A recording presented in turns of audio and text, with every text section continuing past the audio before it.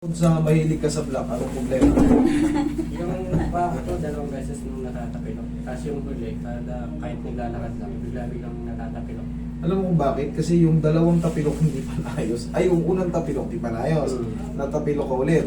Ngayong dalawang tapilok na nagsabay na, kaya ngayon yung simpleng walking lang parang bumibigay na ibig sabihin yan. Yung talus joint mo, hindi siya nakabalik because of tapilok. Kaya parang weak na siya. Konting tapak lang na gano'n.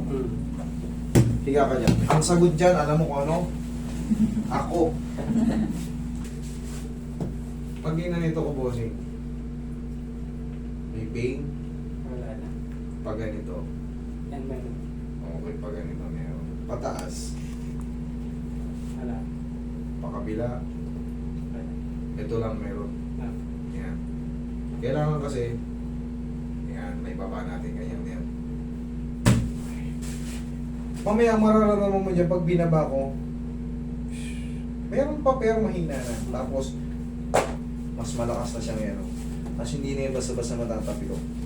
Ito lang maano dyan, yung talos joint na tinatawag. Pag yan wala sa align, siyang may control ng ganyan, ganon.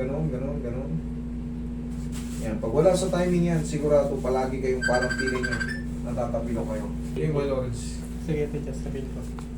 relax lang sir. Hindi daw, alas 2 lang. Hindi, alas 2 lang.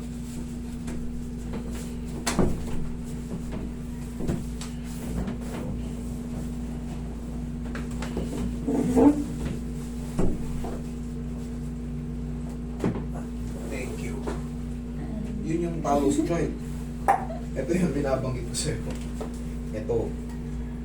Pag umangat yan o lumis, ibinababa yan. Ano ang lutong? Sarap. Pero hindi ka mapipilay dyan kasi nga ibinabalik na natin. Malalaman nyo kagad pag mali yung adjustment. Siyempre, magsuswell na ng todo yan in a few seconds. Pag na-distocate yan. Pero pag tama yung naging proseso, wala lang. Yung pain kanina na ganito, ba? May pain pa siya pero maliit na lang po. Mga ilang araw, nasa-support ka na naman. Okay? Kuha ka ng bandage card. I-clean natin. Lutong. Taas na niya. Parang ano, ang taas na niya.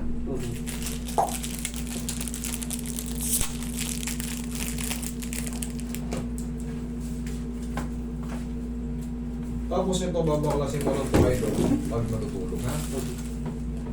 Kabit mo lang yan kahit mga hanggang 1 linggo. Para makita ng mga tropo mo, may enjoy pa si pare ko. Huwag muna natin gayahin. Kasi bawal mo rin ito muna ilaro kasi nga, swelling is swelling. Mag-aantay ka pa ng mga ilang araw para umipis yan. Wala ka namang open wounds. Wala namang kailangang i-compress pa pag matutulog. Para pag tulog, yung bloodstream dire-diretso.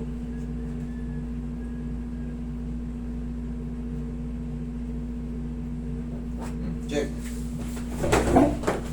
Tignan mo ngayon kung ano mas masarap. Sige, tapak mo. Okay na. Ha? Kaya? Ay na? Oo. Pag ginagawa mo pa. Pag ginagawa. Kailangan na matira dyan yung ganitong pain. Mga lahati siya or mas maliit pa. Okay? Okay na?